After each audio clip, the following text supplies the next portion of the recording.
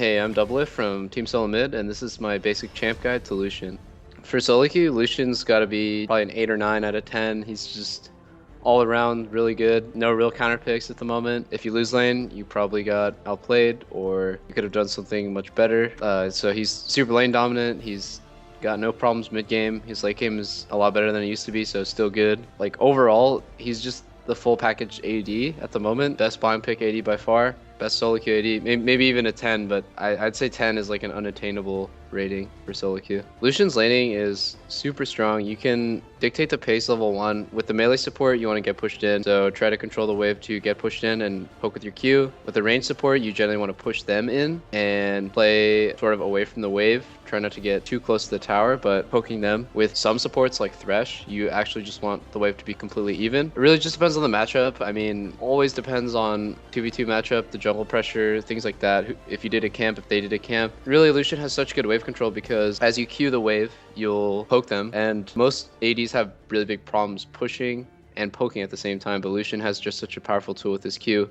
He also can get away from pretty much every gank with his E. It's just such a fast and pretty long dash. In his laning phase, play aggressive, play confident, and use your Q really often and try not to waste mana on your E. So before a team fight even starts, you should probably look for a culling opportunity on a backliner.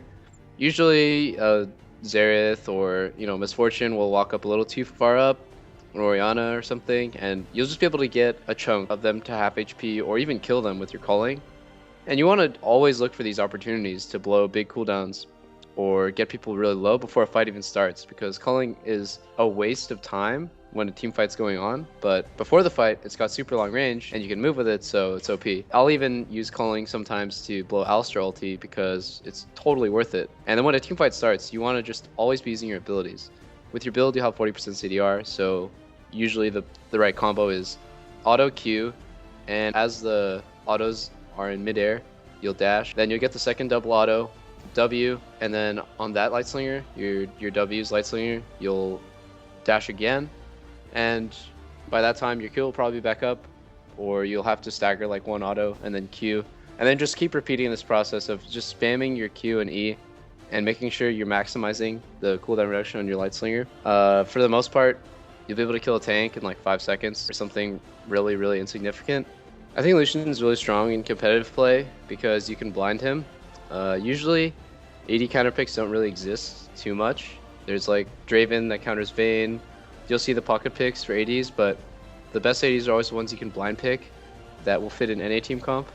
Right now, that's Lucian, and he just does extremely well in every situation.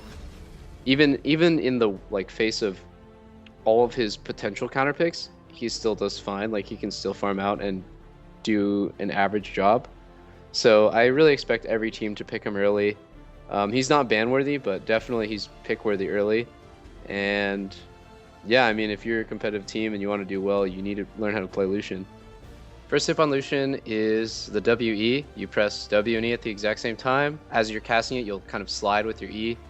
Okay, first, you should understand how the animation works. So all you need to do is worry about the first auto. As soon as the first auto goes off, you want to dash. Usually people I see will Q, they'll double auto, and then those 2 autos will hit, and then they'll dash. You pretty much always want to animation cancel. If you do it too fast, then your autos won't even go off, and that will really suck. If you do it too slow, then you won't get the cooldown reduction. So it's really just about working on your timing, working on your combos. Even practicing on creep sometimes will help you. For runes, I run attack speed quints, AD marks, armor seals, and CDR blues. The reason why I run CDR blues instead of magic resist is because Lucian scales really well with cooldown reduction, and especially with the changes to Essence Reaver, it's really important that you make sure you hit that cap and be at 40% CDR.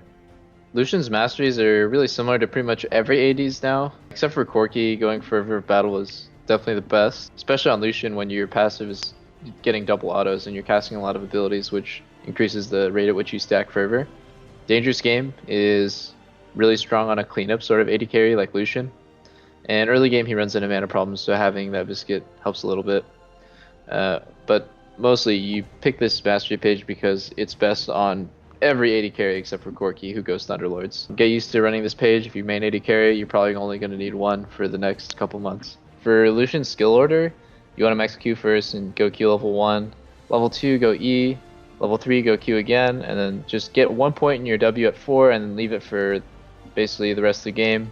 Maxing Q first, then your E, and your ulti whenever you can. Lucian's item build has evolved a lot across competitive play.